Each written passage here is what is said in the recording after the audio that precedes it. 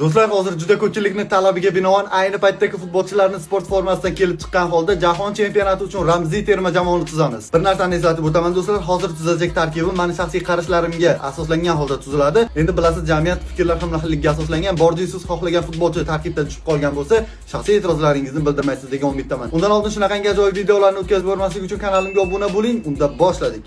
Xo'p, darvozaga David Raya. Menimcha bunga hech kim qarshilik qilmasa kerak. Raya hozir Yevropada eng yaxshi darvozabonlardan, u eng ko'p quruq o'yin o'tkazgan va eng ko'p seyv qilganlardan.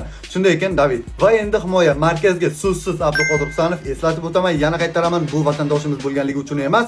Hozir Abduqodir Yevropaning eng yaxshi himoyachilaridan. Shunday ekan Abduqodir va unga sherik sifatida fransiyalik himoyachi William Saliba. Saliba ham Arsenalda anchagina stabil o'yin ko'rsatyapti. Shunday ekan ular juftlik sifatida anchagina muvaffaqiyatli harakat qilishadi. Qanotlarni yana Paris Saint-Germain vakillari Nuno Mendes va Ashraf Hakimiga topshiramiz.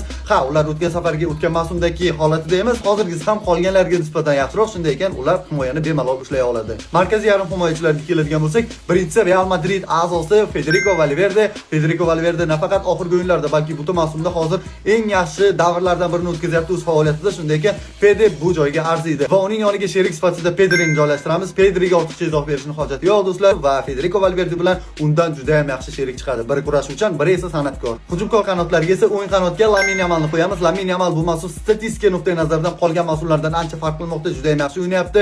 Gollar, assistlar va Yamal o'ng qanotda bemalol o'zining so'zini ayta olishi mumkin. Chap qanotga esa bu yerdagi hozir tanlovim juda ko'pchilikka yoqmasligi mumkin. Sababi men Luis Diasni qo'yaman.